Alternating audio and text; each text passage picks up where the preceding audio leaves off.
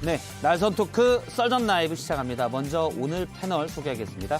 김금식 경남대 교수, 장해찬 청년재단 이사장, 더불어민주당의 최이배 전 의원, 김성회 싱크와이 소장 나왔습니다.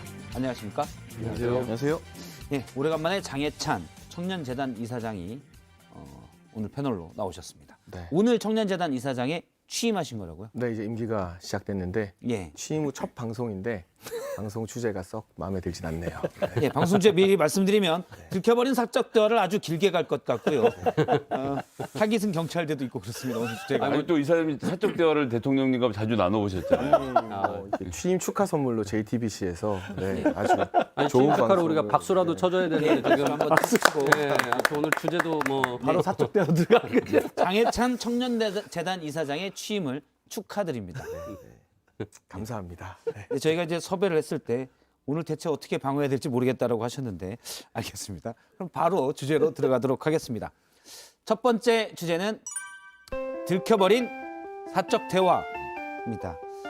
어제 오후에 공개되면서 아주 논란이 됐고요. 오늘 권성동 직무대행 그리고 대통령실 입장도 나왔죠. 이 들켜버린 사적 대화 내용을 잠깐 보겠습니다. 어제 오전과 오후에 윤석열 대통령과 권성동 국민의힘 당대표 직무대행과의 나눈 텔레그램 메신저 내용입니다. 앞에 보면 우리 당도 잘하네요. 계속 이렇게 해야 오전에 보냈고요. 그다음에 내부 총질이 나던 당대표가 바뀌니 달라졌습니다. 이런 얘기를 윤석열 대통령이 권성동 직무대행에게 보냈고 그러자 대통령님의 뜻을 받들어 당정이 하나 되는 모습을 보이겠습니다. 라는 얘기까지 나옵니다. 이 중에 제일 눈에 띄는 거는 내부 총질하는 당대표라는 표현이 있었죠. 먼저 권성동 직무대행이 오늘 어제 공개된 이 텔레그램 메시지에 대해서 사과했습니다. 직접 들어보겠습니다. 사적인 문자 내용이 저희 부주의로 인해서 유출 공개되어서 국민 여러분들께 심려를 끼쳐드린 점에 대해서 당원 및 국민 여러분들께 송구하게 생각합니다. 사적인 문자가 본의 아니게 이렇게 유출이 됐기 때문에 그 내용과 관련된 질문에 대해서는 제가 확인하지 않는 것을 원칙으로 합니다. 제 프라이버시도 보호받아야 되기 때문에 그렇습니다. 이상입니다. 예, 문자 내용과 관련된 질문에 대해서는 프라이버시도 보호받아야 되기 때문에 답변을 하지 않겠다라고 얘기를 했습니다. 권 대행이 송구스럽다라고 했는데 어떻게 보십니까? 일단 뭐 총평을 잠깐 하고 얘기를 들어가겠습니다. 송구스럽게 됐죠. 그러니까 사실 정치 오래 하신 분인데 본회의장에서 이 핸드폰을 열었을 때 문자 메시지를 뒤에 있는 사진 기자들이 예의주시한다는 건 다 알고 있었던 거 아니겠습니까? 그리고 실제로 오늘 보니까 이 송원석 원내 수석 부대표가 문자 조심해라라고 주의까지 줬는데 저런 일이 벌어져서 결과적으로는 대통령으로서 굉장히 곤혹스러운 입장에 돼 있는 거고요. 오늘 마침 뭐 외부 행사 때문에 도어 스태핑이 없었긴 합니다만 지금 대통령으로서 상당히 곤혹스럽게 지금 돼 있는 상황이고 당으로서도 이게 지금 그동안 좀 잠잠하게 좀 정리가 됐던 당내 지도 체제에 대한 리더십 문제가 조금 관리가 되는가 싶었더니 또 다시 터져 나온 거 아니겠어요? 그래서 저는 뭐 권성동 직무대행이 송구스럽다는 이야기는 100번 해도 저는 마땅하다 생각하고요. 중요한 것은 이제 이런 것들이 왜 당에서 자꾸 터져 나오는가. 그리고 이 내용에 이제 밑에 침잠에 있는 기본적인 갈등의 대립구도가 있잖아요. 이 부분이 이제 앞으로 어떻게 진행이 될지. 그 대립구도는 구체적으로 어떤? 뭐 많이 이야기한 것처럼 이준석 대표 중징계 이후에 이준석 대표와 이른바 윤핵관이라고 하는 분들 사이에 그러니까 친윤계와 이준석 대표 사이에 이 갈등이라는 게 지금 수면 안에 들어가 있지만 이 부분이 6개월의 직무대행 체제 이후에는 어떻게 새로운 지도 체제가 들어설지에 대해서는 지금 여전히 물밑에서는 경쟁을 하고 있기 때문에 그 부분에 대해서는 중요한 하나 변수가 될 것 같아요. 예, 뭐 일단 대통령이 이준석 당대표에 대한 어떤 매우 부정적인 인식 이거가 이제 확인이 되었다고 보여지고요. 또 이런 인식이 그냥 대통령 혼자만의 생각이 아니라 저는 뭐 윤핵관이나 또 다른 이제 그 뭐 측근들을 통해서 이제 당내에 많이 퍼져 있지 않겠냐. 그런 결과물이 이준석 대표의 징계까지 이어지지 않았겠냐라는 어떤 그런 맥락들이 이제 읽혀지는 거죠. 그런 측면에서 굉장히 김근식 교수님 말씀대로 대통령이 곤욕스러운 상황이 됐고요. 뭐 대통령께서 당무에 관여하지는 않겠다고 얘기했고 실제 뭐 당무에 관여하지는 않았었어도 이런 이준석 대표에 대한 인식 자체가 이렇게 당내에 퍼져 있고 대통령의 뜻이 그렇다라는 어떤 윤심에 따라서 이제 당무가 진행이 된다 보면 예. 결국 윤핵관에 의해서 이제 당이 모든 부분들이 결정될 수밖에 없는 상황이다. 그래서 그런 측면에서 우리가 그 지방선거 때 김은혜 경기도지사 후보로 나갈 때 윤심이 있냐 없냐 막 이런 논란이 있지 않았습니까? 근데 이제 그런 것들이 지금 어떻게 보면 간접적으로 확인이 되는 거죠. 지금 모든 게 대통령의 어떤 뜻에 따라서 뭔가 진행되고 있지 않겠느냐라는 뭐 그런 부분들을 이번에 이제 보여주지 않았나 생각이 듭니다. 예. 네. 오늘 취임하신 청년재단 이사님 말씀을 안 하시려고 이거 하고 어떻게 있는데. 생각하시는지. 제 차례였나요? 예. 네, 저희 김성애 소장님 말씀 먼저 들으려고 했는데 예. 먼저 들을까요? 그러면? 아니 일단은 이런 사적인 대화가 노출됐습니다만 지금 국민의힘이나 정부 차원에서 그동안의 여러 가지 시행착오를 좀 수습하고 혼란을 죽이고 좀 로우 톤으로 대정부 질의를 대하면서 장관들의 어떤 업무 파악 능력이나 이런 것들을 보여주는 차였습니다. 그런 차에 굉장히 이 이슈화가 될 수 있는 이런 주제가 노출된 것 자체가 뭐 실수였습니다. 많은 부적절한 일인 것은 분명하고요. 다만 이런 어떤 정치적 이슈 때문에 또다시 정책이나 대정부 질의 과정에서의 여러 가지 메시지 등은 다 뉴스의 뒤편으로 묻히게 될 것 같아서 저는 그 부분도 좀 안타깝고 이 문제에 많은 언론이나 국민들이 관심을 가질 수밖에 없죠. 그렇지만 그렇다 하더라도 지금 오늘도 대정부 질의가 진행되고 있지 않습니까? 예. 그런 부분에 대한 이 관심 같은 경우도 좀 놓쳐서는 안 되겠다라는 생각도 들고 어쨌거나 이 여당의 일원으로서 실수였든 뭐든 간에 이런 사적인 대화가 노출돼서 국민 여러분께 우려를 끼친 부분은 낮은 자세로 죄송하다고 말씀드릴 수밖에 없습니다. 예, 그 대통령께서 메시지를 쓰셨는데 6분 있다가 답을 했어요. 아, 전 그것도 좀 깜짝 놀랐습니다. 49분, 55분, 6분 예. 정도 차이가 나거든요. 보내면 제깍제깍 답을 하는 게 당연하지 않나. 예. 농담을 한마디 해드리고요. 근데 이제 텔레그램이라는 메신저를 통해서 대화를 하신 거잖아요. 근데 이게 집권당 원내대표와 대통령 간의 대화란 말입니다. 그러니까 대통령의 하시는 말씀이나 이런 것 중에 공개, 비공개는 따질 수 있어도 기록으로는 다 남아야 된다라고 생각하거든요. 이 통칭이 모든 것들이 기록으로 남고 이것이 후대 평가를 받고 이런 과정들을 생각하면 해외 서버를 둔 텔레그램으로 원내대표와 대통령께서 대화를 나누시는 것이 적절한지에 대해서도 우리가 좀 원칙을 좀 만들었으면 좋겠다는 점 하나 지적을 하고 싶고요. JTBC가 요즘 최근에 계속 보도했던 각서 문제와 예. 관련돼서 제보에서 이제 소위 말하는 윤핵관들이 각서 이 폭로 과정에 개입되어 있었고 이것 심지어는 안철수 윤석열 후보 간의 단일화 과정에서도 이 각서가 등장한 것 아니냐, 영향 미친 것 아니냐 지금 이제 주장이 보도가 되고 있는데 그때만 해도 사실 뭐 윤석열 대통령까지 그런 생각을 하셨겠냐 이런 입장이 있었고 또 이준석 대표가 지금까지 일관되게 취해왔던 입장은 자 윤핵관들이 저러는 건 저거고 대통령께서는 날 신뢰하신다는 입장을 취했었는데 그게 아니라는 게 전면에 드러났다는 점. 그래서 이번 이준석 대표 축출 과정에서 대통령도 알고 계셨던 게 아니냐라는 그 언론의 의문이 드는 점도 예. 좀 짚어봐야 될 거라고 생각을 하고요. 마지막으로 이제 경찰이 곤란하게 됐습니다. 기소를 하면 대통령 뜻 따라서 억지 기소한 거 아니냐. 기소를 안 하면 대통령이 지금 관심을 갖고 있는데 기소 안 하는 거 아니냐라는 괜한 논란을 불러일으키게 돼서 어쨌든 권성동 원내대표가 좀 도심하셨어야 되는 거 아니냐 이런 생각이 드네요. 일단 앞서 이제 권성동 원내대표가 이 사진이 어떻게 유출됐는지 그 국회의 위치를 저희가 잠깐 보도록 하겠습니다. 보면은 보통 여야 원내대표가 국회 맨 뒷자리, 국회 본회의장의 맨 뒷자리에 저 자리에 앉게 되는데요. 저 위에 2층이 바로 기자들, 방청객, 카메라 기자들이 다 있습니다. 그래서 원내대표, 뭐 정책위의장 자리들이 맨 뒷자리에 보통 있는데 네. 제일 그 카메라에 찍히기 쉬운 자리죠. 그렇죠. 그래서 늘 조심해야 된다라고 하는데 근데 저도 궁금한 게 왜 그 지도부들이 맨 뒷자리에 앉나요? 학교 다닐 때는 싸움 잘하는 사람들이 맨 뒷자리에 앞에 그 저기 초선 의원들이나 그 지도부 아닌 의원들이 일을 잘하나 감시하려고 뒤에 있는 거죠. 보통 그러니까 저 자리 이제 나갈 때 제일 빨리 나가시는 자리라고. 그러니까 그런 측면에서 이제 뒤에 앉아 있으면 좀 행동이 자유롭습니다. 그래서 각 당의 지도부가 서로 만나서 의견 교환하기도 쉽고요. 그래서 이제 지도부가 뒤에 앉아서 좀 뭔가 이렇게 당의 전체적인 지휘를 한다거나 예. 또는 다른 상대당과의 대화를 한다거나 할 때 좀 편한 자리이기 때문에 대부분 이제 지도부들이 이제 맨 뒷줄에 앉게 되고 근데 이제 그러다 보니까 이제 말씀대로 이제 카메라에 항상 감시를 받고 있습니다. 그래서 스스로 그걸 다 압니다. 그러니까 예. 저도 뭐 뒷줄에 앉아본 적이 있기 때문에 항상 그거를 의식하면서 문자를 하거나 핸드폰을 보게 되거든요, 본회의장에서. 근데 저는 권성동 대표 같은 경우도 진짜 오랫동안 하신 분이 그런 거를 이렇게 의식하지 않고 했다는 게 참 좀 의아했습니다. 국회 네. 출입할 때 그 2층에서 본회의할 때 이렇게 밑으로 내려보죠. 내려보면서 네. 혹시 지도부들 뭐 하나 이렇게 본 적들이 꽤 있거든요. 그럼요, 예. 혼도 눈으로 봐도 보일 정도인데 일단 앞서 이제 말씀하신 대로 송원석 국민의힘 원내수석이 6일 전에 이제 본회의 되는데 문자 이런 거 조심하세요라고 했습니다. 조선일보가 보도했는데요. 본회의장에서 휴대폰 사용 시 상당한 주의가 필요합니다. 사진 기자들의 표적이 되기 쉽습니다.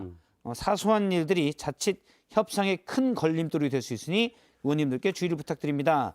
라고 얘기를 했습니다. 21일 날 국민의힘 전체 단톡방에 올린 메시지인데 원내 수석이 했는데 원내 대표가 대표는 원래 이제 이게 수석부 대표보다 위기 때문에 그 저기 이제 지도부가 맨 뒤에 앉는다는 게 이제 예전부터 약간 감시 통제하기가 네. 제일 좋은 자리거든요.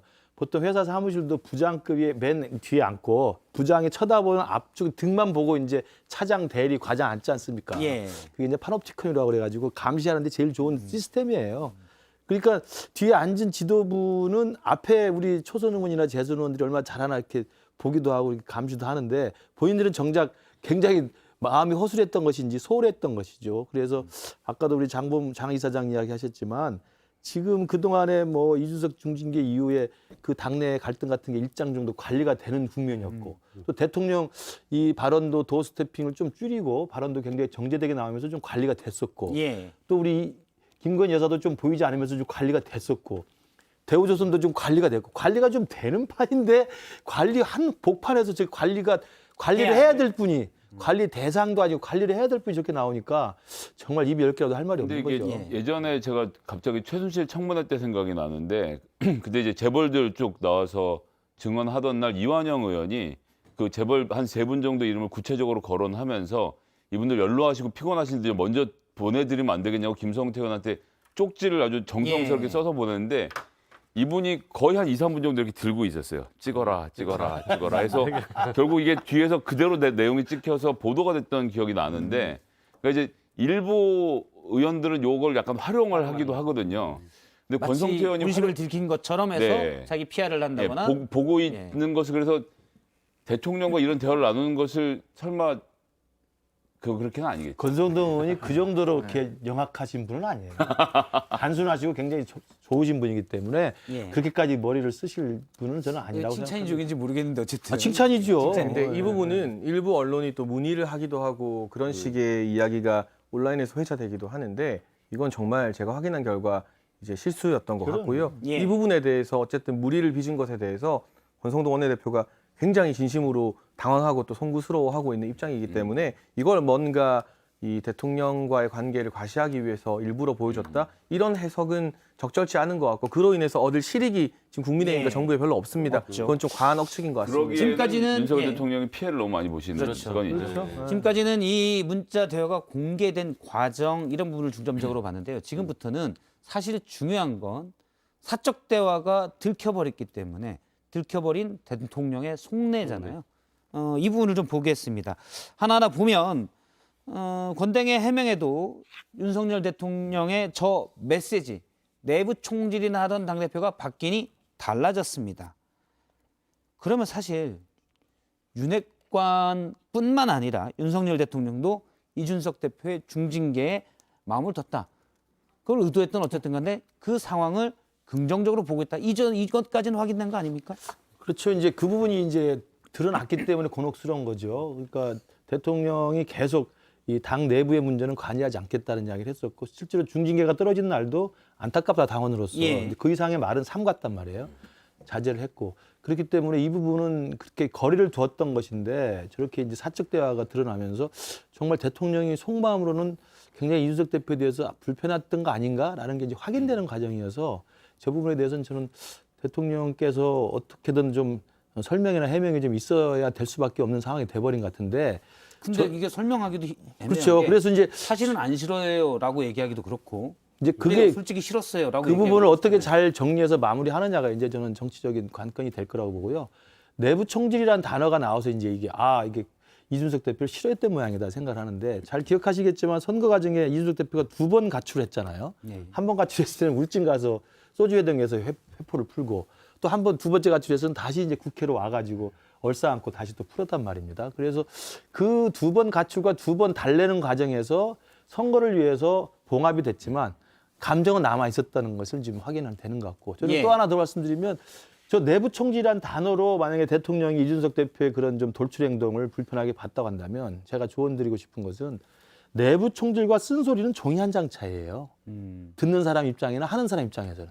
예컨대 민주당의 박지원 비대위원장이 이재명 의원을 향해서 쓴소리를 처음에 시작했잖아요. 팬덤 정치 이거 극복해야 됩니다. 책임져야 됩니다. 좀 쉬셔야 됩니다. 쓴소리를 시작했는데 이게 너무 지나치고 과도하고 정치적으로 활용하니까 이게 이제 내부 총질이 되는 거거든요. 그래서 그게 이제 약간 질려버리는 거거든요. 그러니까 사실 쓴소리와 내부 총질은 그 쓴소리를 하는 사람이 어떤 자세와 어떤 마음을 가지고 어떤 방식으로 하느냐에 따라서 듣는 사람이 이게 쓴소리를 아주 그 달갑게 받아들일 수도 있고, 또 쓴소리가 이게 너무 심한 거 아니야? 라고 평가받을 수 있는 것이기 때문에 저는 이준석 대표와 이 지금 윤석열 대통령 사이에 서로 주고받는 어떤 정치적 조언을 듣는 쪽은 내부 총질이라고 생각하지 마시고 예. 쓴소리라고 생각해 주시는 대범함이 있어야 되고, 말하는 쪽은 듣는 사람이 기분 나쁘지 않도록 하는 좀 격식과 의도를 가져야 된다고 생각을 해요. 오늘 주제가 이제 방어하기가 힘들겠다라고 김규식 교수님이 그런 입장을 표하신 걸로 아는데, 이 정도로 방어를 좀 이제 열심히 합리적으로 방어를 해보려고 생각하고 왔습니다. 근데 저는 김근식 교수님 말씀에 동의하는 것도 있고 조금 생각이 다른 것도 있는데요. 이게 어쨌든 많은 국민들의 관심을 받게 됐습니다만, 이런 사적 대화 노출된 것까지 대통령이 직접 해명해야 되는가? 그럴 문제는 아니라고 생각합니다. 그게 예. 이 사안이나 이 내용이 가벼워서가 아니라 어쨌든 의도치 않게 노출된 대통령의 어떤 사적인 대화나 이런 어떤 이 공식 일정이 아닌 비공식 일정까지도 모두 다 대통령실에서 나서서 해명하는 것보다는, 이 어쨌든 대화가 이 오갔던 상대방이 권성동 원내대표이지 않습니까? 권성동 원내대표가 본인의 입장을 밝혔고 설명을 한 것으로 가름하는 게 맞지, 일일이 모든 사안마다 대통령의 입장을 묻고 하게 되면 정작 대통령의 메시지가 중요한 어떤 국정이나 이런 부분이 예. 묻힐 수 있기 때문에, 개인적으로 이게 중차대한 문제이긴 합니다만 대통령실이나 대통령께 입장을 요구할 사안은 좀 아니다라고 정리를 하고 싶고요. 또 한 가지, 이 내부 총질이라는 단어에 대해서 여러 가지 해석이 나옵니다. 이 내부 총질이라는 단어가 긍정적으로 보이는 것은 아닙니다만, 맥락상 봤을 때 지금 권성동 원내대표 같은 경우는 과거 선거 과정에서 뭐 윤핵관 프레임이나 이런 것 때문에 좀 내부적인 비판이나 이런 공격을 많이 처했습니다. 그런데 지금은 어쨌든 당대표 직무대행이자 원내대표로서 대정부 질의를 이끄는 역할을 하고 있거든요. 그렇다면 이 그동안 고생했던 권성동 원내대표에게 대정부 질의 잘 이끌어 달라는 차원의 어떤 이 초점의 포커스가 이준석 대표보다는 권성동 원내대표를 좀 격려하고 위로하는 차원에서 편하게 오간 말 가운데, 이게 이 단어의 포커스가 좀 권 대표 쪽에 편하게 맞춰져 있다 보니까 이런 단어가 나온 것이지, 이걸 가지고 이제까지의 모든 어떤 정치적인 상황이나 이런 것들을 다 이 단어 하나만으로 해석하는 지금 것은 말씀을 그러면 무리가 있다고 생각해요.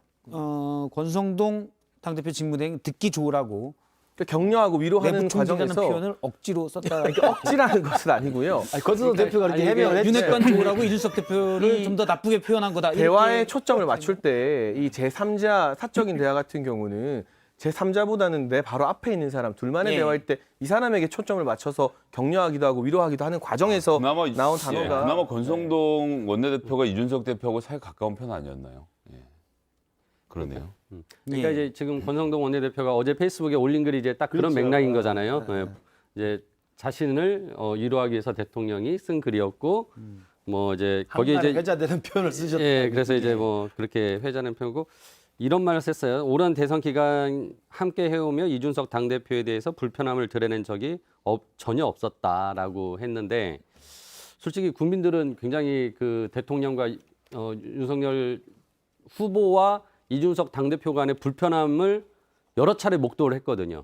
근데 이제 이런 식으로 해명을 한 걸 보면서 권성동 대표가 벌써 이렇게 국민들의 기억을 벌써 이렇게 잊혀졌다고 생각하나라는 생각이 들면서, 이게 비단 권성동 대표 혼자 쓴 글이 아니라 뭔가 대통령실과 조율해서 쓴 글 아닐까, 이 해명이. 예. 그래서 오늘 대통령은 전혀 해명을 하지 않았고요. 그러니까 오늘 11시 20분에 이제 아마 그 경기도 뭐 행사 갔다가 이제 대통령실 들어오면서 기자들이 물어보니까 답변 안 하고 들어가셨다는데 예. 이제 일절 말할 수 있는 상황은 아닌 거죠. 그런 측면에서 저는 아마도 이 권성동 대표의 이 해명 글이 대통령실과의 어떤 조율돼서 쓴 글 아닌가라는 생각이 드는데 아무튼 제가 보기에는 국민들의 기억과 정서와는 전혀 동떨어진 얘기로 해명을 하고 있다. 저는 지금 하나 좀 더 봐야 되는 게 총질이란 단어가 중요한데, 그러니까 다 총을 들고 있는 거잖아요. 이게 총은 언제 들고 있냐면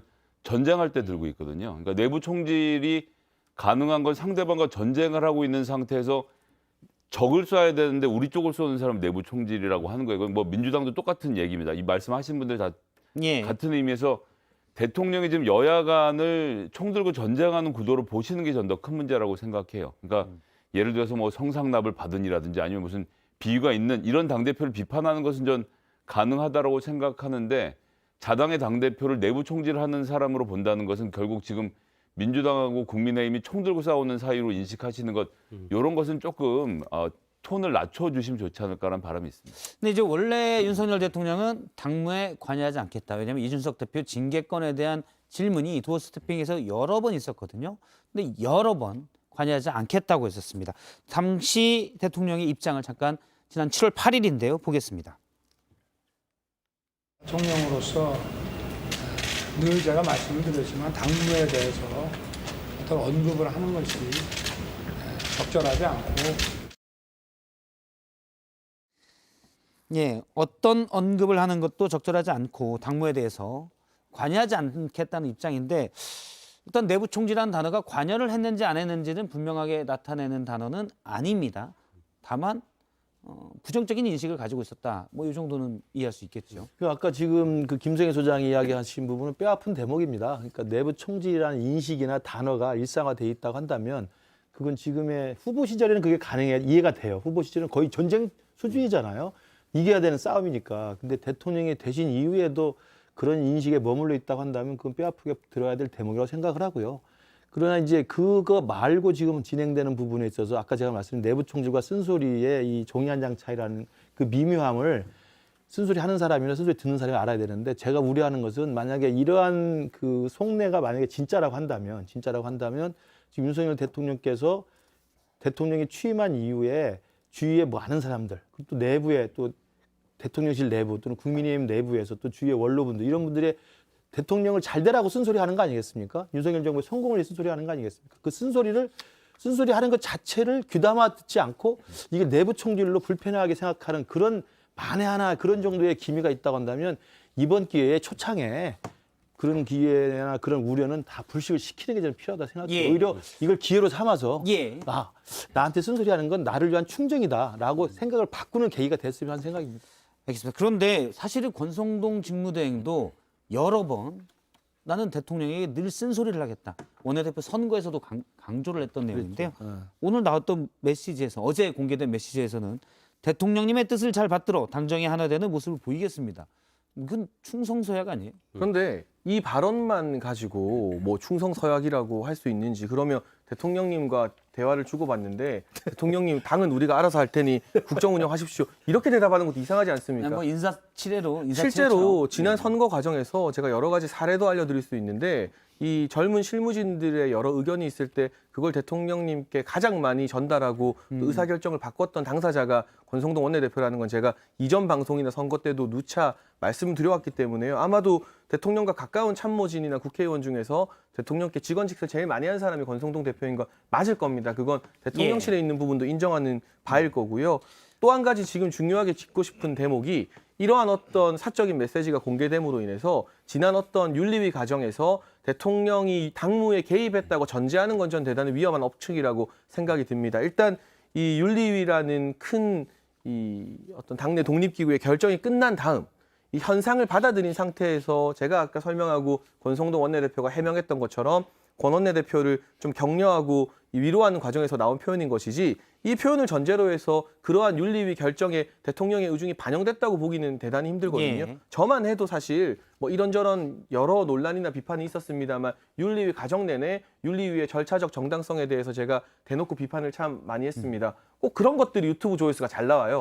그래서 제가 공경에 처하기도 하고 당혹스럽기도 했는데, 그런데 제가 윤리위 절차적 정당성을 누구보다 앞장서서 세게 비판했지만 결과가 난 다음에는 어쨌거나 결과가 났기 때문에 당정의 혼란을 수습하고 당과 정부가 하나 되는 게 중요하다고 또 강조를 했거든요. 예. 그런 차원에서 결과가 난 다음에 그 결과에 대한 평가나 이 개인적 위로 차원에서 표현을 쓴 것이지 이 단어만으로 당무나 윤리위에 뭔가 개입했다라고 전제하는 건 저는 대단히 좀, 위험하다고 봐요. 저는 뭐 좀 해석이 다른데요. 그러니까 뭐냐면 이준석 대표가 뭐 총질이라 그랬던 이게 비판이 됐던 윤석열 대통령에게 총질 혹은 비판을 한 것은 선거 외에는 없습니다. 그러니까 대통령이 되시고 난 다음에 이준석 대표가 대통령을 믿는다, 대통령과 함께하겠다라는 굉장히 우호적인 입장을 일관되게 취해왔고 소위 말하는 내부 총질, 쓴소리 이런 건 대선 기간에 있었던 일이죠. 그러니까 대통령이 내부 총질이라고 인식했다라고 하면 그 인식이 만들어진 것은 최근의 일이 아니라 대선 때 만들어진 일이고 그 이후로 그런 인식이 쭉 이어진 것이 이번에 폭로되었을 뿐이기 때문에 예. 내부에 계신 분들은 다 그러니까 이준석 대표가 대통령과 나의 사이는 좋다라고 말할 때도 왜 뭐 대통령실을 회담을 했다는 대통령실을 부인하고 막 이랬잖아요. 만난 적 없다. 이제 다 한 그림으로 그려지는 거죠. 대통령님은 선거운동 기간부터 이준석 대표에 대해서는 그닥 탐탁해하지 않으셨구나. 뭐 이걸 제가 윤리에다 이렇게 해라 저렇게 해라 대통령이 명령했다라고 생각하고 싶지는 않지만 여튼 그런 인식이 있었다는 것은 당내에서는 이미 충분히 공유가 되고 있었던 게 아닌가라는 의심이 되네요. 일단 오늘 파장이 커지자 대통령실에서 입장을 내놨습니다. 최영범 홍보수석의 얘기인데요. 직접 들어보겠습니다. 사적인 대화 내용이 어떤 경위로든지 노출이 돼서 국민이나 여러 언론인들이 일부 오해를 일으킨 점에 대해서는 대단히 이를테면 좀 바람직하지 않다, 유감스럽다고 저는 생각을 합니다. 제가 아는 한 우리 대통령님께서 이를테면 당무는 당과 지도부가 알아서 잘 꾸려나갈 일이고 대통령께서 무슨 뭐 일일이 지침을 주시거나 하신 일이 없습니다. 무슨 뭐 이준석 대표에 대해서도 부정적인 뜻으로 언급하신 말씀을 제가 한 번도 들은 바가 없습니다. 예, 최영범 수석은 이준석 대표도 뭔가 오해하지 않으셨으면 좋겠다라는 얘기도 했었는데요. 이준석 대표가 바로 연합뉴스에 보낸 문자 메시지에서 오해할 여지가 없이 윤 대통령의 문자 메시지를 정확하게 이해하고 있다. 혹시 제가 잘 못 이해할까 봐 오해하지 마라라고 또 이준석 대표가 얘기를 했습니다. 이런 거 보면 이준석 대표가 정말 말을 참 잘하고요. 예. 네. 오해와 이해를 통해서 명확하게 본인의 의사를 네. 표현을 했습니다. 그리고 바로 페이스북에 글을 올렸는데요. 어제만 해도 울릉도의 얘기만 하고 여기에 대한 입장을 안 냈었는데 앞에서는 양의 머리를 걸어놓고 이건 이제 그 섬에서는 이라는 부분이 있습니다. 그 섬은 아마 여의도를 얘기하는 것 같은데 앞에서는 양의 머리를 걸어놓고 뒤에서는 정상배들에게서 개고기 받아서 팝니다. 양두구육이죠. 이 섬은 모든 것이 보이는 대로 솔직해서 좋습니다. 여기서 이 섬은 이제 울릉도입니다. 앞에 있는 그 섬은 여의도로 추정이 되고요. 예. 저도 어제 저 문자 파동이 벌어지고 나서는 이준석 대표의 반응이 제일 궁금했어요. 저 개인적으로는 반응을 하지 않았으면 하는 생각이었습니다. 이게 더 키워서 좋을 게 서로 없잖아요. 그리고 이미 이 문자 파동에 나타났을 때 국민들이 판단하게 되는 여러 가지의 이제 그림들이 그려질 텐데 거기에 대해서 또 굳이 과거 이준석 대표 스타일대로 양두구육 이야기를 하고 뭐 이선과 저선 비교를 하고 또 연합뉴스에 나온 저 문자는 이준석 대표가 직접 문자로 그 기자들한테 보낸 것 같아요. 보낸 공지 내용의 입장문 비슷한 거예요. 그러니까 오해 없이 잘 이해하고 있다. 난 또 일종의 좀 약간 걱정하지 마라. 다 본심을 알고 있다. 이런 뜻 아닙니까? 예. 저는 그래서 이준석 대표에게 다시 조언을 내가 한다면 지금 어차피 6개월 직무 정지라고 하는 지금 중징계 속에서 전국을 돌아다니면서 민심을 경청하고 좀 로키로 좀 겸허한 자세로 지금 돌아가는 그런 자세가 상당히 긍정적인 이미지를 갖고 있기 때문에 이 사건이 터져서 그 하고 싶은 말이 많겠죠. 과거 이준석 스타일로 생각하면 얼마나 말이 많겠습니까? 그 하고 싶은 말을 참고 이런 일들도 다 지켜보면서 어떻게 당이 정리가 될지 또 당의 화합과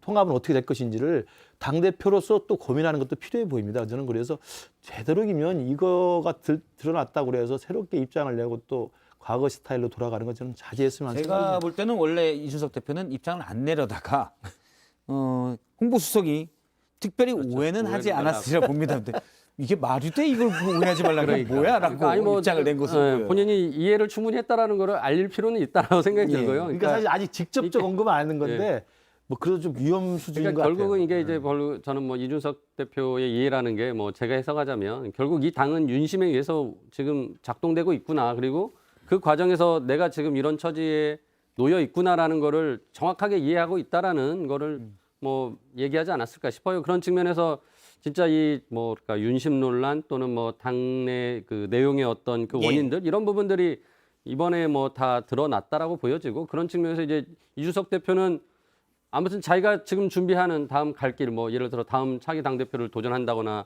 하는 그런 것들을 뭐 더욱더 가열차게 해야 되겠죠. 이 상황에서 역시 뭐 자기가 예상한 바였을 거고 그걸 본인이 또 정치적으로 살아남기 위해서는 뭐 그런 길을 가지 않을까 싶습니다. 자, 저희가 일단 여기까지 좀 얘기를 하고요. 유튜브 댓글 이벤트 안내를 미리 말씀을 드리겠습니다. 지금 오늘 대통령의 텔레그램 메시지 이런 부분 또 앞으로 다룰 내용들에 대해서 유튜브로 댓글로 의견 주시고 저희 패널들에 대한 의견, 프로그램에 대한 의견 주시면 저희가 역시 좋은 글을 소개하고 촌철살인이 소개될 확률이 높습니다. 소개하고 그중에 무작위로 선정해 2명에게 영화 상품권을 드리겠습니다. 자, 계속 또 이어가면 말은 끝날 줄 촌철살인인데 이제 주로 개그를 위주로 뽑으시는 거 아닙니까? 그게 눈에 띄더라고요. 글쓴이가 촌철살인이면 예. 뽑아주시는 거 아닌가요? 일단 이 주제가 끝날 줄 알았죠. 또 바뀌나요? 있습니다. 예, 아직 안 끝났습니다. 댓글 이벤트 안내를 좀 일찍 하려고 한 거고요. 독하네요, JTBC. 예. 네. 우리가 또 알아볼 분이 있습니다. 강기훈 씨가 있습니다. 강기훈 씨. 텔레그램 메시지에 보면 저렇게 체리척이 나오고 그 뒤에 강기훈과 함께 그다음에 손으로 가려는데 자동 완성 문구가 들어가는으로 봐서 함께 들까지 정도 쓴 것으로 합리적으로 추정됩니다. 장해찬 이사장님은 강기훈 행정관을 알고 계시죠? 뭐 저는 알고 있습니다. 예, 어떤 분이신가요? 이제 실무진이에요. 선거 때부터 보이지 않는 곳에서 활동을 해왔던 실무진이고 제가 알고 있는 그 강기훈과 지금 메시지상의 강기훈이 동일 인물인지는 뭐 확인이 안 됐고 예. 모르겠습니다만 제가 아는 분이 맞다면 네, 선거에서 여러 가지 실무적인 역할을 했었고요. 다만 여러 언론에서 추측성 보도로 뭐 청년 관련 업무를 했다라고 하는데 그건 전혀 아니고요. 전반적으로 뭐 정무적인 부분이나 실무적인 부분 역할을 했던 보이지 않는 수많은 실무지 중에 한 사람이고 뭐 지금도 본인이 스스로를 드러내거나 한 적이 전혀 없지 않습니까? 근데 다만 워낙 민감한 맥락의 사적 대화에 이름이 나와서 이게 강기훈이 누구야라고 화제가 막 되고 있는 것인데 여러 가지 뭐 여기에 나온 강기훈이라는 사람의 역할이나 뭐 이런 것에 대한 어떤 과장된 추측으로 인해서 아마 본인도 당황스럽지 않을까 싶고요. 우리가 청와대 뭐 대통령실에 수백 명의 행정관들 참모들이 보통 근무를 합니다. 또 선대본이 띄어지게 되면 상근하는 인력만 보통 1,000명, 2,000명 정도가 되잖아요. 여야 같은 경우에는 그 과정에서 묵묵히 헌신하고 노력하면서 뭐 실력이나 성과를 인정받았던 참모진의 한 사람이다 정도로만 예. 확대해서 가지 않고 딱 말씀드리겠습니다. 일단 그 지금 말씀하신 강기훈 사실은 이거는 이 강기훈이 누군지는 권성동 직무대행만 알겠죠. 사실 동네 옆집 사는 강기훈일 수도 있고요. 그런데 합리적 추정으로는 대통령실의 그 강기훈 씨가 맞다면 자유새벽당의 그 강기훈 씨인 거죠. 옛날 자유새벽당을 창당했던. 그런데 이 또 하나의 오해가 있는 게 예. 이 제가 아는 이 선거 때 예를 들면 실무를 했던 실무진 강기훈 씨 같은 경우는 본인의 어떤 실무 영역에서 참모나 스텝으로서 일할 때 이 뭐 새벽당에 나오는 어떤 새벽당의 강령이나 예. 본인이 과거 유튜브에서 했던 어떤 것들을 전혀 주장하지 않았습니다. 그것과 무관하게 그냥 개인 강기훈으로서 이 참모진이자 스텝의 일원으로 활동을 했던 것이고 그 과정에서 일정 부분 능력을 또 인정받아서 신뢰를 받게 된 것이지 이 새벽당이라는 정당이 지금 어떻게 되어 있는지 제가 전혀 모르겠습니다만 그건 이제 정부에 간섭 없는 네. 사실상 약간 극우적인 강령들을 가지고 있다로 제가 근데 이제 알려졌는데요. 일단 행정관이라고 하면 5급이죠. 5급이고 행정관, 선임 행정관, 그 위에 비서관, 수석 비서관으로 가기 때문에 행정관을 뽑기 굉장히 어렵습니다. 더 잘 아시겠지만 청년 보좌역 40분 정도 계셨는데 그중에서 행정관으로 간 분 제가 알기로는 뭐 몇 분 안 될 거예요. 정말 아주 극소수. 또 대부분 행정관들은 특히 이번 정부에서는 관료들 위주로 채용을 했기 때문에 이쪽에 한 소위 말하는 캠프에 들어간 분은 100분도 안 되고 한 50분 정도 되는 중에서 캠프에서 활동하신 분 중에 행정관 같다면 굉장히 좀 중요한 역할을 할 수밖에 없는 분이라고 생각하고 자유새벽당이랑 이렇게 솜씨 좋게 일단 선을 긋자고 말씀하셨는데 저는 전혀 선이 그어지지 않는다고 생각하는 게 이분이 당대표였기 때문이고요. 무선 정책을 지금 하고 있건 국정상황실 격인 지금 정책기획관실인가요? 이런 데서 지금 행정관을 하고 계신 분인데 저는 매우 우려가 되는 게 지금 이분들이 했던 그 소위 말하는 자유새벽당에서 유튜브에 올렸던 것의 제목들만 보면 4.15 부정선거, 탄핵의 배후 중국 공산당, 탄핵의 서막 여론 조작, 사드 증가 배치 후 요청 1인 시위, 공산주의 파괴 방법, 북한이 원한 국정원장 박지원, 우한 폐렴 손해배상 소송, 뭐 제가 다 읽어드릴 수도 없는데 탄핵의 배후 중국 공산당이라는 이런 유튜브를 했고 여기에 리버티 투나잇이라는 제목의 하나의 영상에는 김정민 여기 대표죠. 또 이 두 분이 같이 출연한 영상도 지금 썸네일은 다 사라졌습니다만 저희가 캐시를 복원해서 보면 이런 내용들은 지금 다 확인이 되거든요. 그래서 이렇게 극우적인 이념을 가지신 분이 행정관으로 들어가 있는 것, 이건 이렇게 되니까 이제 저희가 좀 이해가 되기 시작하는 게 지난번에 안정권 씨의 누님이 누나가 되시는 분이 청와대에서 또 지금 이 동영상 관련돼서 일을 하셨다고 하는데 이런 맥락에서 흐름을 보면 지금 대통령실이 조금 위험한 인선을 하고 계신 게 아니라 걱정이 됩니다. 저도 만약에 우리 장해찬 이사장이 이야기를 했습니다만 저는 그 강기훈이라는 그 청년을 잘 모르는데 만약에 그 자유새벽당 그 강기훈 대표랑 지금 국정기획관실에 근무할 예정이라고 하는 강기훈 씨가 동일 이름이라고 한다면 저는 부적절한 인사라고 생각을 합니다. 왜냐하면 참모로서 자기가 그 윗선에서 필요한 것들을 실무적으로 해주는 것도 있지만 참모로서 자기 의견을 내서 아이디어를 내는 거거든요. 그렇다고 한다면 지금 자유새벽당 대표 강기훈이라는 사람이 그런 무시무시한 주장들을 했다고 한다면 이분이 직접 한 건 아니면 자유새벽당은 한 거죠. 그렇죠. 그러니까 그런 이제 주장을 당 대표를 지냈었고요. 하고 있다고 한다면 아까 말씀하신 그 안정권 씨의 누님도 사실 그 사퇴를 하고 나갔잖아요. 부적절한 정치적인 논란 때문에. 그래서 저는 이 부분에 대해서는 좀 우리 당이나 또는 대통령실에서 물론 이제 계속 언론에서 추적을 하겠죠. 저 강기훈이라는 사람이 어떤 사람인지.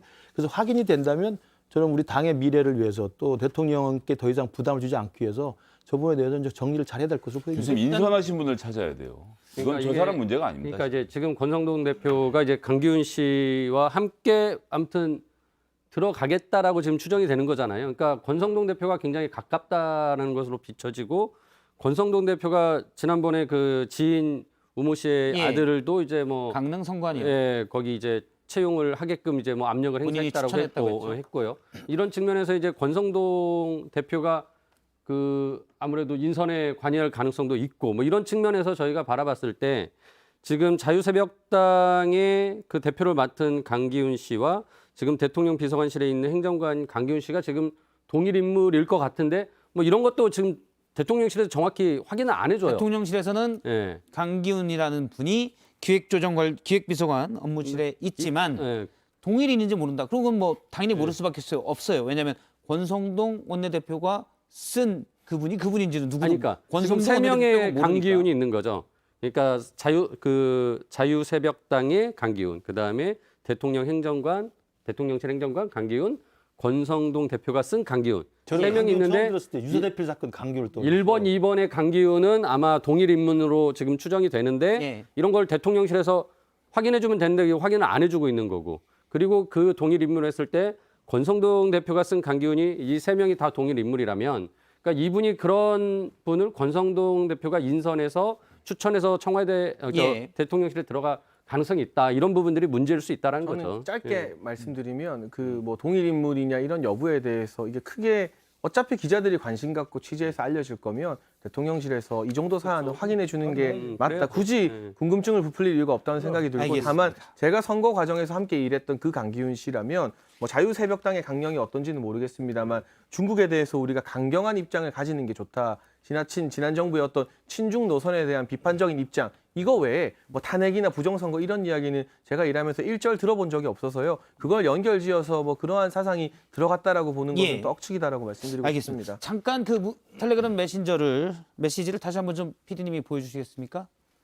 좀 장해찬 이사장님 얘기하시면 저 붉은색 이모티콘을 체리척이라고 하는데 그러니까 체리가 엄지척을 한다 그거죠? 저는 방울토마토인 줄 알았습니다. 아 방울토마토인가요? 네. 체리인데 근데 장해찬 이사장님이 과거 한 인터뷰에서 저거는 윤석열 대통령님이 아주 기분 좋을 때 쓰는 거다라는 내용을. 저의 1년도 더 된 인터뷰인 것 같아요. 예. 경선 초기 인터뷰가 다시금 화제가 되어서 저도 이게 무슨 일인가 싶기는 한데요. 예. 어쨌거나 뭐 저 이모티콘에 대한 이야기를 제가 언급한 적은 이 사안과 전혀 무관하게 전혀 무관하게. 1년 전 인터뷰에서 제가 뭐 대통령님에 대한 좀 뭐 어떤 좋은 이야기, 에피소드 이야기해달라는 질문에 저 이모티콘 이야기를 한 적이 있습니다.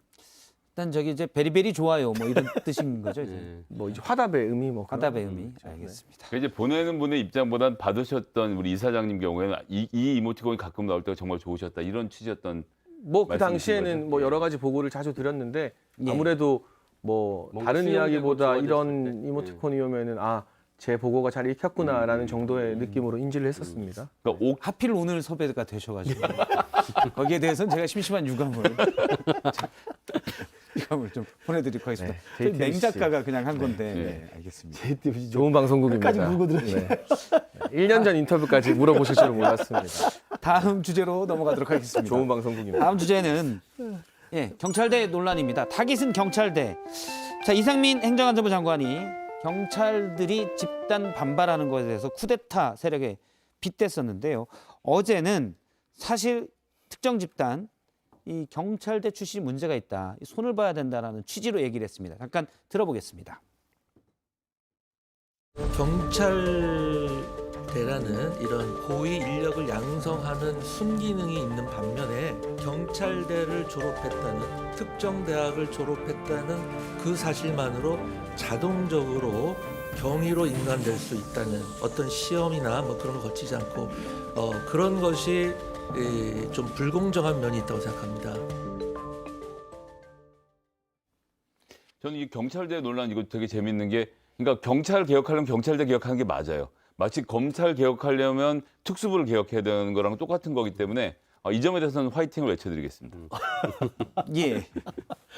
저는 경찰대 출신들이 고위직, 특히 경찰 고위직을 독점한다는 그 현상에 대해서는 시정할 필요가 있고 이건 이미 윤석열 대통령 당시 후보 때 공약에 넣었기 때문에 그런 다른 중요한 입직 그 경로로 들어온 사람들도 고위직에 올라갈 수 있도록 형평성 있게 제도를 만드는 것은 시작할 필요가 있다고 봅니다.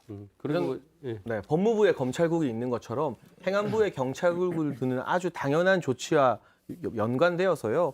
지금 이제 인수위 국정과제 중에 보면 순경 출신, 이제 비경찰대 출신도 20% 이상 고위직으로 뽑겠다라는 안이 있거든요. 그런데 예. 이게 지금 현재 경찰대를 출신으로 나와서 총경 이상의 고위직을 독점하고 있는 현재 고위직들에게는 상당히 마음에 안 드는 개혁안일 수 있겠습니다만 저는 이상민 장관이 뚝심을 가지고 이 경찰개혁 계속 뚜벅뚜벅 해나갔으면 좋겠습니다.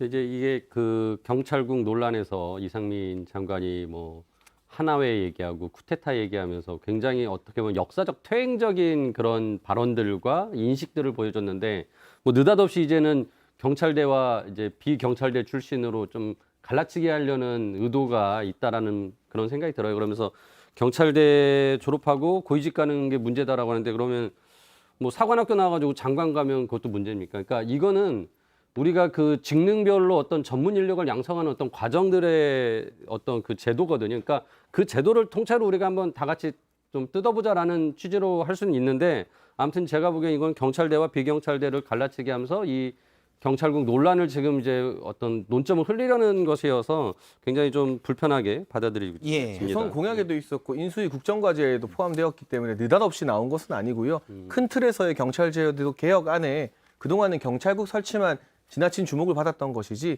이러한 내용도 철저히 대선 때부터 준비되어 있었습니다. 지금 화면에 나왔는데 이제 대선 공약 중에 하나입니다. 그러니까 순경 출신 경찰관이 경무관 이상 고위직 승진 확대, 고위직에 20% 이상 배치하겠다. 뭐 이런 부분 내용이 들어가 있었습니다.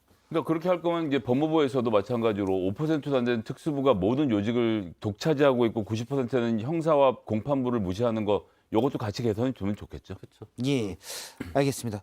일단 주말로 예정됐던 14만 전체 경찰 회의, 그러니까 경찰국 신설에 반발하는 회의는 오늘 취소됐습니다. 원래 이 내용을 주창했던 김성종 경감이 경찰국 설치가 검수완박에 대한 추잡스럽고 국민의 안전을 담보로 한 위험한 보복행위이자 권력 남용 행위라는 사실을 분명하게 인식한다. 다만 비난받을 수가 있기 때문에 이미 이제 국무회의에 시행령이 통과가 됐고요. 그렇기 때문에 경찰 회의는 자진 철회한다라고 밝혔습니다. 이 부분은 어떻게 보세요? 잘 됐고요. 다행이라고 생각을 해요. 그러니까 뭐 총경들 회의 갖고도 지금 뭐 국가적으로 논란이 됐는데 14만 전체 경찰이 업무에 충실하지 않고 회의를 하면 되겠습니까? 그래서 지금이라도 저 부분을 처리한 건 잘했다고 생각이 들고, 그러면 이제 경찰국은 이미 시행령이 개정이 어제 통과가 됐기 때문에 이제 만들어지고 진행이 될 수밖에 없습니다. 그러면 이 부분에 대해서 경찰 조직도 그 의미와 필요성에 대해서 좀 공감을 하고 좀 같이 설득을 해 토론할 필요가 있고, 마찬가지로 어제 한덕수 총리가 이야기했지만 통과가 된 만큼 이상민 장관이 나서서 이 부분에 대한 설득과 소통을 좀 더 넓혀라라고 이야기했기 때문에 뭐 12.12 쿠데타라든지 뭐 이런 식의 좀 부적절한 발언은 이제 그만하시고 예. 경찰 조직 또는 국민 또 야당들을 설득하는데 우리 이상민 장관이 좀 나서주길 바랍니다. 알겠습니다. 요 얘기는 여기까지 듣고 예. 계속해서 강정 아나운서의 썰픽 PT로 보도록 하겠습니다. PT를 본 다음에는 제가 댓글을 또 바로 이어서 가도록 하겠습니다. 네, 강정 아나운서의 썰픽입니다. 네, 썰픽 보시죠. 첫 번째 픽 보겠습니다. 박순애의 인사청문회. 오늘은 대정부 질문 마지막 날입니다. 여야는 교육과 문화, 사회 분야의 질문을 이어가고 있는데요. 사실상 국회에 첫 출석하는 박순애 사회부총리 겸 교육부 장관의 청문회가 될 전망입니다. 박 장관은 만취 음주운전, 논문 표절, 대학원 갑질 등 숱한 논란에도 불구하고 인사청문회 없이 임명됐습니다. 조금 전 민주당은 자녀 학교 생활 기록부 컨설팅 의혹에 대해서 자료 제출을 요구했는데요. 박 장관은 민감한 개인정보이기 때문에 어렵다라고 답했습니다. 대정부 질문 현재 진행 중입니다. 역시 행안부의 경찰국 신설, 대우조선 파업 관련 정부의 대처 등이 주요 쟁점입니다. 두 번째 보시죠. 이상민 탄핵, 권은희와 같이 논의. 이상민 행정안전부 장관의 경찰국 설치를 두고 야당에서 탄핵론까지 꺼냈습니다. 여기에 여당 의원도 가세했습니다. 탄핵이라고 하는 것은 행정부가 국회를 무시했을 때 국회가 할 수 있는 최소한의 권리이고 법적 보장 장치입니다. 이 부분에 대해서는 검토하는 것은 우리들의 임무이다. 그리고 이것은 권은희 의원도 저에게 연락도 왔고 충분히 같이 논의하고자 합니다. 권은희 의원, 경찰 출신이죠. 어제 이 장관을 겨냥해 탄핵 소추 논의를 진행할 것이라며 국민의힘 내에선 처음으로 탄핵을 언급했습니다. 국민의힘은 개인의 입장일 뿐 당의 입장은 아니라며 선을 긋고 있습니다. 여러분이 픽한 오늘의 썰 무엇인가요? 예, 저희가 썰픽 얘기를 들었고요. 이제 댓글 예고한 대로 시청자들에게 영화 상품권 드리는 댓글을 선정된 댓글을 읽어드리겠습니다. 저희 작가진이 뽑았는데 케빈 킴님, 대통령은 프라이버시도 없냐라는 의견 주셨고요. R 인터널님, 대선 과정에서 2번이나 잠적한 당대표 설득하는 입장에서 상처를 입었을 수도 있죠. 대통령도 사람입니다. 사적 대화에서는 나눌 수 있는 얘기라고 생각합니다. 라는 의견을 주셨습니다. 아무래도 윤 대통령 측 입장에서 주었고요. 다른 의견들도 있습니다. 정기수님, 정 주고 마음 주고 선거운동했지만 물결 표시 2개. 지금은 남이 되어 팽 시키느냐? 아, 얄미운 사람. 그분 의견을 주셨습니다. 얄미운 사람. 예. 노래 부르고 싶은 욕구를 참 잘 참으셨습니다. 저요? 예. 자연스럽게 음정이 약간 들어갔습니다. 얄미운 사람 있으셨고 정기수님이요. 크리에이터님 휴대폰 압수라고 짧게 의견을 주셨습니다. 그리고 영화 티켓 관련돼서 심진경님, 이준석 대표 헤어질 결심 보실 타이밍이네요. 영화표를 울릉도로 보내주세요. 창조적인데. 촌철살인인데요, 이게 진짜. 저희가 이준석 대표 측에는 나중에 모종의 경로로 영화표를 따로 드리도록 하겠습니다. 이때 주면 놀리냐고 얘기할 수 있을 것 같고요. 김혜민님, 진행자님 생긴 것이 재미있어서 보기 시작했는데 절대 미남은 아닌데 개구쟁이 같아요. 영화 관람권 난 필요 없습니다. 혹시 주실까 봐 겁납니다. 그냥 이분 드리겠습니다. 저희가 개구쟁이이기 때문에 역시 개그로 주지 말라 선정하시는, 하면 줍니다. 개그로 선정하시는. 예. 이효신님, 김기식님 이발하셨네요. 1년은 젊어 보입니다. 이발하셨습니까? 네, 지난 주말에 했습니다. 아, 예리하시네. 저는 몰랐는데. 불타는 맘님께서는 김근식님 곤란하시겠다. 아프다고 나오지 말 거라고 생각하셨죠? 할 말은 해야죠. 아, 예. 최명희님, 장해찬 이사장님, 애청하는 썰전에 밤늦게 나오셔서 깜놀하며 너무 든든합니다. 정치 패널로 으뜸 최고이시라고 믿고 걱정 잠깐 내려놓을게요. 라는 의견 주셨습니다.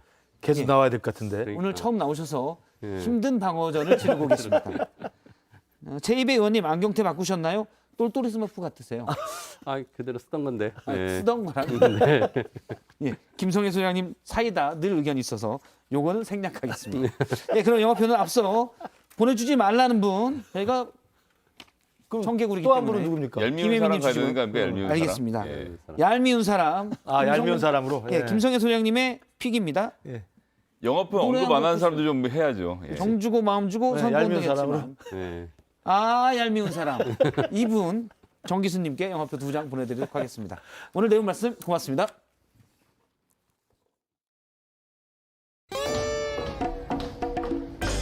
거기서 친구군요.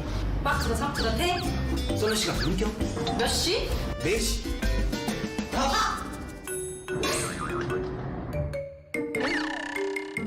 8월 1일부터 3시 50분 썰전 라이브.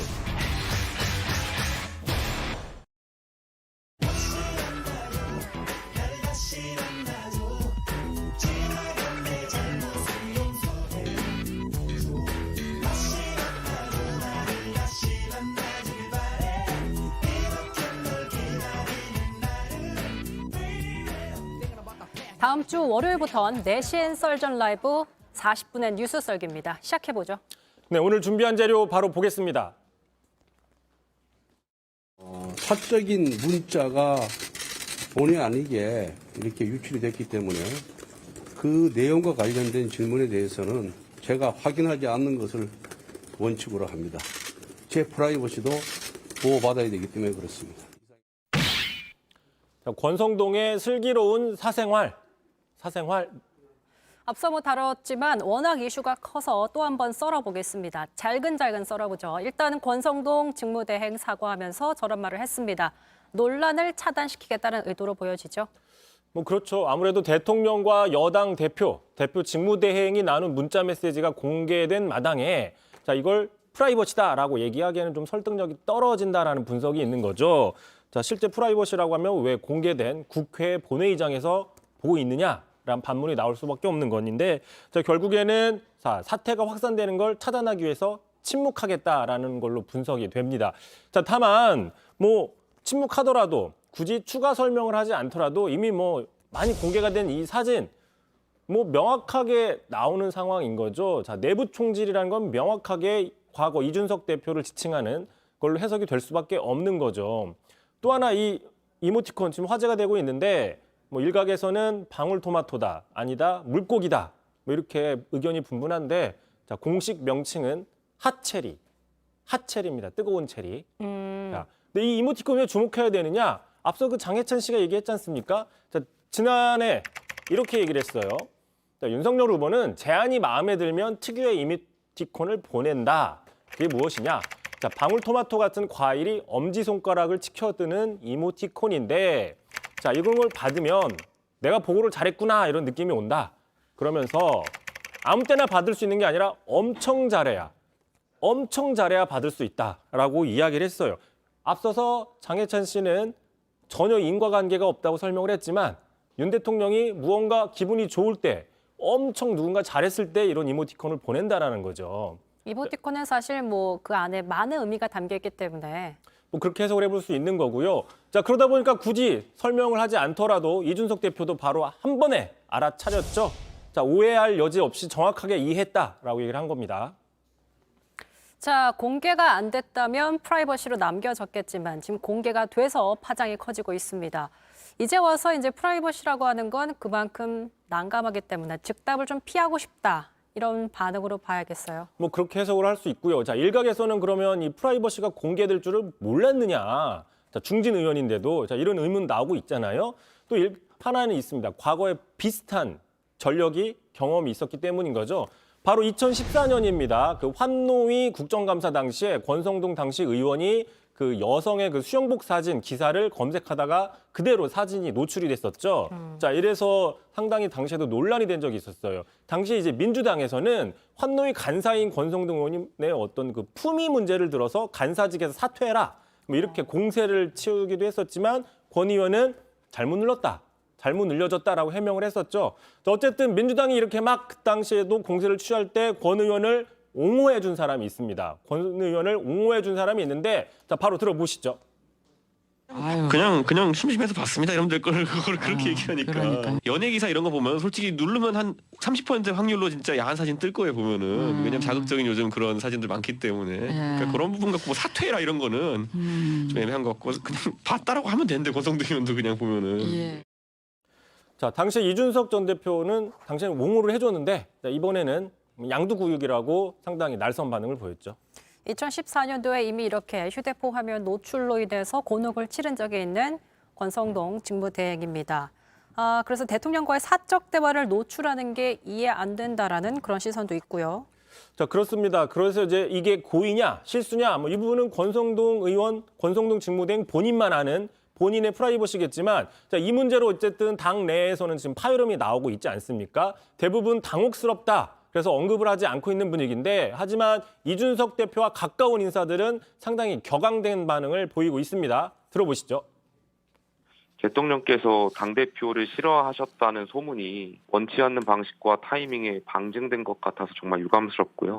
윤석열 대통령이 내부 총질이라는 어찌 보면 굉장히 강한 워딩을 쓰면서 이준석 대표에 대한 본인의 생각을 드러냈기 때문에 이준석 대표의 인물뿐만이 아니라 이준석 대표를 지지하는 젊은 층의 반발도 클 것 같습니다. 그렇습니다. 지금 뭐 제가 몇 가지 게시판 반응들을 좀 가져와 봤습니다. 자, 권성동 대통령의 걸림돌이다. 친구라면서 부끄럽지 않느냐. 자, 내부 총질은 권성동 직무대행이 하고 있다. 왜 지지율이 계속 떨어지는지 모르느냐. 자, 당정 분리가 아니라 당대표 분리였다. 또 마지막 윤석열 대통령 올해 대종상 나무주연상 확정. 이게 무슨 얘기냐면요. 윤 대통령은 당무에 개입하지 않는다고 도어 스태핑에서 얘기를 했지 않습니까? 그런데 이 메시지가 공개가 되면서 당무에 개입하는 게 아니냐라는 의혹을 받은 거죠. 그러니까 연기를 하고 있었던 거 아니냐라는 비판적인 시각이 있는 거고요.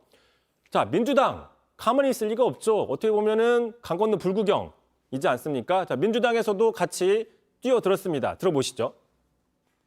이준석 대표 입장에서 얼마나 황당한 일입니까? 결국 대통령이 주도했다는 것을 알게 되면 배신감이 굉장히 많이 커질 것 같고 또 이준석 대표를 중심으로 윤석열 대통령을 지지했던 20대 젊은 남성층들은 정말 배신감을 느낄 만한 사안이죠. 자, 아무튼 권성동 직무대행은 원내대표 된 이후에 벌써 3번째 공식 사과를 했습니다. 이렇게 되면 리더십에 더 큰 타격을 입을 수 있겠고요. 그렇습니다. 불과 지난주였었죠. 저희가 그 공무원 시험 합격은 권성동 뭐 이런 이제 논란이 있었지 않습니까? 네. 바로 지난 20일 날 저희가 뉴스 설계에서도 다뤘습니다. 자, 다뤘습니다. 그런데 또다시 일주일 만에, 일주일도 안 돼서 논란의 중심이 된 것이죠. 자, 그러면서 이제 권성동 직무대행 체제 과연 이대로 좋으냐라는 회의감들이 나오고 있습니다. 당내에서는 벌써 자, 뭐 트러블 메이커다, 엑스맨이다 이런 비판들이 많이 나오고 있어요. 이대로는 못 가겠다, 못 가는 거 아니냐라는 이제 그런 시각이 있는 건데, 자, 반대로 이런 사건을 통해서 권성동 원내대표, 권성동 직무대행이 대통령과 직접 텔레그램하는 사이라는 게 밝혀졌지 않습니까? 아, 실세의 윤핵관이 맞구나. 그 다음에 지금 종기 전당대회는 이미 안 된다고 결론이 났어요. 거기다가 직무대행을 안 하면 직무대행의 직무대행 체제가 되지 않습니까? 집권여당, 대선에 승리한 집권여당이 비정상적인 체제로 가게 됐다. 그래서 결국 이것도 못하고 저것도 못하는 애매한 상황이 지금 당분간 이어질 수 있는데, 자, 그래서 키워드를 좀 보겠습니다. 자, 권성동의 슬기로운 사생활. 자, 결국 이 난맥상을 해결할 키맨, 바로 권성동 직무대행 본인이거든요. 자, 그렇기 때문에 자, 권성동 직무대행 사생활뿐만 아니라 여당 대표로서의 생활도 슬기롭게 해야 된다. 뭐 이런 지적 나오고 있습니다. 네, 저희가 이제 내부 총질이라는 그 워딩으로 계속 썰어보고 있는데 총기 소지가 지극히 제한적인 우리나라에서 총 얘기가 이렇게 자주 나오는 것도 이례적인 것 같습니다. 사실 총보다 지금 무서운 건 오르고 있는 금리, 물가 아닐까 싶기도 하고요. 이성대의 뉴스썰 여기까지 하죠. 수고하셨습니다. 난 정말 바보 난 정말 바보. 난 정말 바보.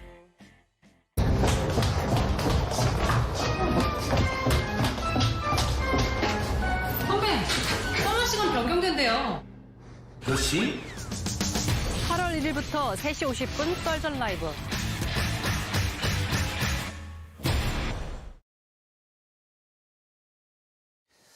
예, 더불어민주당 당대표 후보자들 토론도 하고 제가 인터뷰도 하는데요. 97그룹은 어제 썰전 라이브에서 특집 토론으로 준비를 했었고요.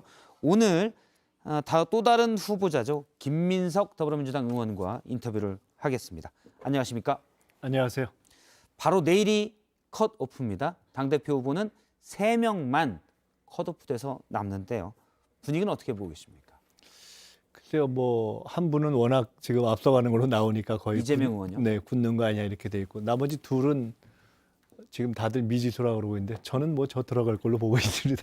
아, 김민석 의원님은 이재명 의원은 상수, 나도 거의 상수. 다른 한 명은 누군지 모르겠다라고 네. 얘기하셨고요. 누가 될 것 같아요? 다른 한 명은 일단 김민석 글쎄 의원님 상수라는 부분을 차치하고. 왜냐하면 이게 여론조사 30%인데요. 그게 지지층과 중도층의 여론이어서 예. 현재로 보면 중위권에 몇 명 있고 그다음에 이렇게 바닥인데 그 차이가 크지 않아서 지금 여론조사가 어제 그제 한국 사회여론연구소가 내놓은 여론조사입니다. 이거는 이제 전체 민주당 지지층, 무당층, 국민의힘 지지층 다 포함시킨 여론조사긴 합니다. 네.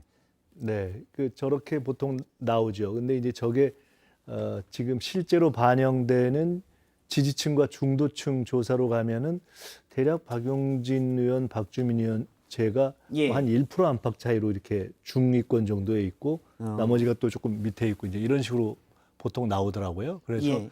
그것이 30% 반영이기 때문에 상대적으로 그렇게 큰 결정력을 가지기가 좀 어렵다고 봐서 70%의 중앙위원 투표로 거의 결정되는 것이 예. 아니냐 이렇게 하는데 중앙위원들은 다 국회의원, 뭐 지역위원장, 뭐 고문 이런 분들이어서 정치를 오래 하셨거나 뭐 단체장까지 포함해서 예. 또는 이해도가 좀 깊은 분들이어서 사실은 잘 알기가 어렵죠. 제일 어려운 것이 대의원 투표니까요. 알겠습니다. 그래서 뚜껑을 열어봐야 알 것이다라는 의견이고요. 이런 얘기를 좀 해보도록 하겠습니다. 어제 97그룹 토론회를 저희가 썰전 라이브에서 가졌었는데요. 박주민 의원이 이런 얘기를 했습니다. 86그룹은 반사체다. 그렇지만 97그룹들은 본인들의 이야기를 좀 가지고 있다. 이렇게 얘기했거든요. 86그룹으로서의 어떻게 생각하십니까? 글쎄요, 저 처음 들어보는 얘기라 무엇을 반사한다는 것이 잘 모르겠는데 예. 사실 같은 지금 따지고 보면은 이재명 의원하고 제가 동갑이고 지금 이 97들이 다 50대예요. 예. 그래서 갑자기 지금 인위적으로 이렇게 86, 97 구분을 하니까 사실 이번 전당대회에 나온 이야기거든요. 예. 굳이 따지자면 학생운동에서 과거 뭐 전대협 세대와 한총련 세대 정도의 구분이 있는 것이지 우리 사회에서 뭐 사회과학적인 세대 구분으로 저걸 정치적으로 의미 있게 사실 다뤄본 적이 이전에도 없고 아마 이번 전당대회 끝나고 나면 또 별 크게 의미가 없는 것 아닌가 이렇게 싶은데요. 그 얘기는 이제 박주민 의원의 얘기는 그 부분이었습니다. 그러니까 86그룹들은 예를 들어서 김대중 전 대통령이 야당 대표일 때 영입했던 인사 뭐 이런 부분들, 김영삼 전 대통령이 영입한 저는 인사. 20대부터 그래서 누군가 불러서 나왔던 사람들이 제가 20대부터 정치를 했는데요. 예. 근데 지금까지 20대, 30대 국회의원을 2번 해보고요. 그런데 지금까지 한 번도 세대라는 관점 또는 세대 교체를 주장해 본 적이 없습니다. 그러니까 결국은 과거 지금 말씀하신 김대중 전 대통령의 경우도 70대였는데 자기 목소리가 있었던 예. 거잖아요. 결국은 정치는 시대 정신과 역량의 문제지 저렇게 인위적으로 세대를 구분해서 아마 어제 나왔던 네 분의 경우도 여러 사안 하나하나에 대해서 어떤 동일한 어떤 그룹으로서의 목소리나 칼라를 가지고 있는가 또는 우리 당내에서 어떤 문제가 있을 때 정말 딱 필요할 때 목소리를 냈던가 가령 지금 예. 가장 쟁점이 되고 있는 지난 지방선거 과정이나 이럴 때 당에 문제가 있다고 생각될 때 누가 목소리를 명료하게 냈던가 사실 저는 그때 목소리를 명료하게 냈던 예. 편이고 지금 그 다른 97 그룹 중에 누가 그런 목소리를 필요할 때 명료하게 냈는가, 그런 자기 목소리는 무엇이었는가, 사실 잘 이렇게 딱 손에 잡히지가 않습니다. 계속해서 그런데 민주당 내에서는 오랫동안 자리를 지켜온 86 그룹들이 이제 좀 물러나야 된다. 기득권화돼 저는 있다라는 의견을 많이 주지 않습니까? 18년 동안 원외에 있다가 이번에 돌아왔기 때문에 예. 거기서 좀 빼주십시오. 알겠습니다. 듣고 보니 오랫동안 원외에 계셨군요. 예. 예. 그러면 김민석 의원이 당대표가 돼야 하는 이유는 뭐라고 보십니까? 결국은 지금 어려운 상황에서 당을 이끌어갈 역량이 중요한 거 아니겠습니까? 이게 총선을 앞두고 총선을 안정적으로 준비해야 하는 총선 준비라는 점에서 큰 선거를 치러본, 그리고 또 그런 성공 경험도 있어야 되고요. 또 당의 혁신을 안정적으로 이끌어본 경험도 있어야 되고. 예. 그런데 저는 과거 5대5 국민 경선으로부터 무슨 배심원제 또는 여론조사 공천 또는 최근에 있는 여러 가지까지 이런 혁신을 안정적으로 이렇게 도입하고 이끌어본 경험이 있습니다. 그리고 무엇보다 지금 당은 어려운 상황이어서 계파 갈등 없이 그 당을 하나로 만들어내는 통합력이 필요하고, 예. 그리고 무엇보다도 스태그플레이션 앞에서 윤 정부가 헤매고 있기 때문에 국정을 선도해 나가는 정책 감각이 필요합니다. 근데 가령 코로나 초기에 온국민 재난지원금을 제가 제일 처음에 제시했고요. 예. 이번 스태그플레이션을 앞두고서 우크라이나 전쟁이 장기화되는 걸 보면서 여야에서 제일 먼저 유류세 도입 문제를 제기하고, 그 외에도 뭐 식비 문제, 소득세 문제, 교통비의 문제 이런 등등을 쭉 이렇게 민생 뉴딜이 필요하다고 제기를 했었습니다. 그러니까 결국은 지금 이 어려운 상황에서 야당을 이끌 수 있는 정책 능력 또는 총선 준비 능력, 통합력, 이런 종합적인 역량에서 저는 확실한 비교 우위가 있다고 생각을 합니다. 예. 대선 전에 민주연구원장을 하셨었잖아요. 네. 어떻게 보면 이제 싱크탱크, 민주당의 싱크탱크인데 사실 여러 가지 대선 전략도 민주연구원에서 많이 나왔었고요. 근데 그것만 놓고 보면 일단 대선은 패배를 했었으니까 이 부분은 어떻게 보십니까? 제가 그 당시에 민주연구원장 이번 대선 때 맡고 있었던 것은 아닙니다. 예. 이번 대선 때는 사실 저는 잠시 전략본부장, 단독 예. 전략본부장을 맡았었는데, 그때 제가 잠시 맡으면서 제기했던 것이 지금 현재로서는 대선을 이대로 끌고 갈 수 없으니 선대위를 전체적으로 해체하고 대국민 사과를 하고 슬림화하는 것이 좋겠다라고 딱 한 달 제기를 했었습니다. 예. 그 한 달 동안에 그렇게 방향을 정한 이후 한 달 정도 지지율이 올라가서 사실은 이재명 후보가 당시에 그러한 방향이 굉장히 옳았고 적절했다라는 감사의 표시를 한 적도 있습니다. 처음에는 선대위에 누구나 다 첨예해서 누가 선대인지 슬림화가 얘기가 있었는데 그 슬림화가 선수 좀 중심, 뒤에됐죠. 네, 선수 중심의 선대위를 만들었던 거죠. 대선 때 그렇게 했고, 이번 지방선거 때도 사실 저는 이번 지방선거의 가장 큰 패인이 결국은 서울시장 공천으로부터 개항에 이르는 과정 아니었습니까? 예.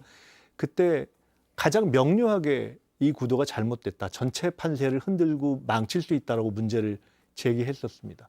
근데 그럼에도 불구하고 사실은 그것이 이번에 제가 전당대회에 출마한 계기도 됐는데요. 그럼에도 불구하고 그렇게 구도가 짜여진 다음에는, 그러나 또 당이 우선이기 때문에 그 당의 요청을 받아들여서 총괄본부장을 맡았고요. 예. 그 당이 일면적인 견제론으로 가는 것을 균형론과 인물론으로 이렇게 바꿨었죠. 그러니까 비교적 그때의 판단 그 자체를 놓고 보면 지금 보아도 제가 내렸던 판단들은 비교적 적절했다, 저는 이렇게 생각하고 있습니다. 물론 지방선거를 총괄해서 지휘를 하셨는데 물론 이재명 상임선대위원장이 있었고요. 네.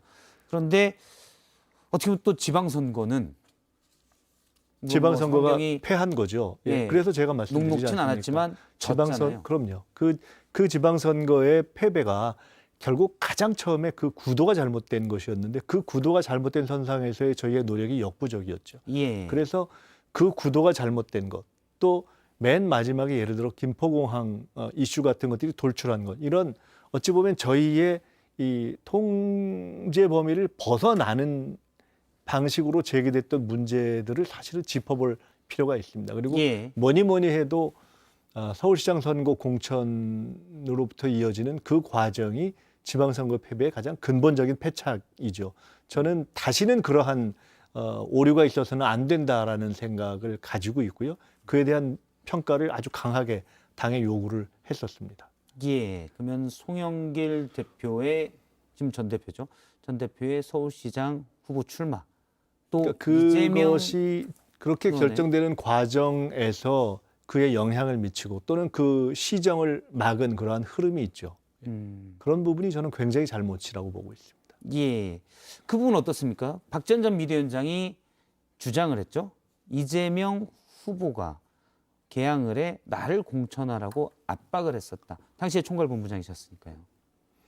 저는 뭐 그거는 제가 직접 들은 바가 아니기 때문에 예. 저는 그것들이 다 결정된 이후에 본부장을 맡게 됐습니다. 그러니까 결국은 서울시장 공천 또 개항 공천까지의 큰 틀이 정해진 이후에 뒤에, 이후에 선거의 관리를 맡게 된 것인데요. 박지원 위원장이 제기한 개항 공천의 문제를 제기했지만 사실은 그보다 더 근본적인 것은 전체 선거판의 패착을 가져온 서울시장 선거 공천이 그 개항 공천과의 전체적인 연계성 속에서 흐름이 잡혔던 것이 저는 더 근본적인 문제라고 보고 있습니다. 예, 서울시장 공천이 더 잘못됐다는 말씀이시군요. 그러면 이재명 의원이 개항을에 그 당시에 당선이 돼서 이제 당대표 선거에 또 출마 등록을 했는데요. 이재명 의원이 당대표 선거 나온 건 어떻게 보십니까? 지금 이제 어떤 분들은 가령 뭐 사법 리스크 얘기도 하고 그다음에 대선 주자였기 때문에 조금 쉬는 게 좋지 않냐 여러 가지 말씀을 하지만 저는 가장 근본적으로는 이 공적 판단력의 문제를 제기합니다. 공적 판단력이라는 것은 결국은 이 당이 일반 당인뿐만 아니라 당의 지도부는 개인보다는 당 전체를 생각하는 판단을 우선 해야 되는 것 아니겠습니까? 예. 그런데 지금 우리가 문제 삼고 있는 사실은 지방선거의 패배는 엄청나게 많은 우리 당의 입장에서 보면 동지들이 그다음에 예를 들어 단체장이라든가 지방의원들이 패한 겁니다. 정치적 운명이 갈린 거죠. 이제 그러한 결정을 하는 데 있어서 서울시장 공천이 개항 공천과 이게 뗄래야 뗄 수가 없는 흐름에 있거든요. 그러면 그것이 잘못되는 것이 명료할 때 사실상 선거에 대한 가장 큰 이 목소리와 책임감을 가지고 있었던 입장에서 그 문제에 대해서 어떻게 판단했는가, 그 문제에 대해서 어떤 목소리를 냈는가, 그 문제를 시정하려고 했는가, 또는 그 문제를 시정하려는 목소리들에 대해서 어떤 입장을 취했는가. 사실 그 부분에 저는 공적 판단에 문제가 있었다고 보죠. 그리고 그러한 이재명 의원이 잘못했다고 보시는 거예요? 저는 그런 공적 판단이 가장 문제라고 보고 사실은 있습니다. 송영길 당시 전 대표가 서울시장에 나서지 않았으면 개항을이라는 자리가 비지가 않았죠. 이재명 의원이 보궐선거로 국회에 입성할 수가 없게 됐었죠. 그 둘은 뭐 뗄래야 뗄 수 없이 연관되어 있는 흐름과 어떤 맥락이라고 봅니다. 그러면 그 두 부분이 잘못되면서 결국은 이번 지방선거에 출마했던 수많은 민주당의 후보들이 오히려 탈락을 하게 되는 그런 계기가 됐다고 보시는 거예요? 통상적인 상식으로 볼 때나 당내의 많은 분들이 그 문제를 굉장히 강하게 제기했죠. 그리고 사실상 중간에 컷오프가 되면서 서울시장 공천이 교정될 수 있는 기회도 있었습니다. 근데 결국 그것이 다시 그 처음 그대로 그냥 막 이렇게 밀고 가는 방식으로 진행되는 사실 이해할 수 없는 흐름이 있었습니다.